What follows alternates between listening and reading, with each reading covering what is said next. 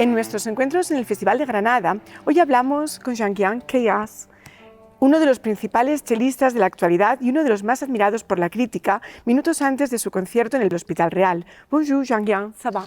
Bonjour, ça va bien.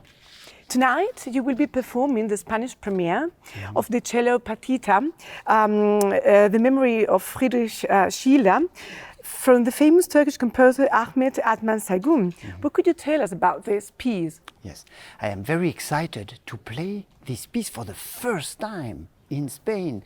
It's a piece that I discovered through my Turkish students, because in Turkey, all the young cellists learn pieces by Saygun, and particularly this partita. It is very expressive, it is very special, it has Turkish colors in the harmonies, but also the influence of Saygun's studies in Paris. So it's a wonderful and very unique mix.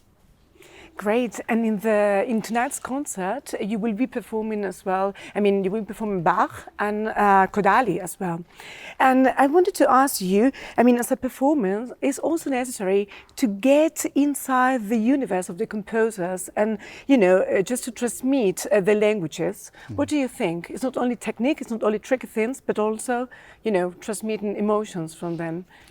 Very good question. The reason we play music is that we want to go into these different worlds that the composer explored. And the great composers, the great geniuses, like Bach, like Beethoven, but also like Kodály, what they do is that they go deep, deep, deep in themselves and also in the culture in which they are. So in the case of Kodály, he was composing at the time where the Magyar culture, the Hungarian Transylvanian culture was being discovered, and where they were very proud of it and they wanted to bring it forward. So together with Bartók, they did this research, and you hear in their pieces, in the pieces of Bartók, but also in this sonata by Kodály, you hear these tunes that bring you, really, it's like a traveling, they bring you to Transylvania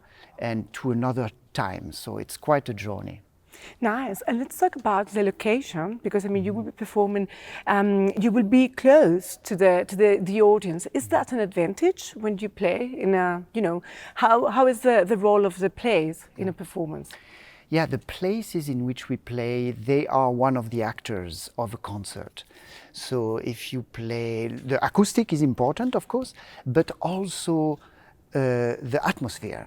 And here in Granada you have so many of these very special places that have so much history, and also a particular history which is not what you find somewhere else in Europe. There is this influence, this mix that has been brought here through the Arabs and through this melting pot of different cultures, and which I think is something that music has intrinsically in itself.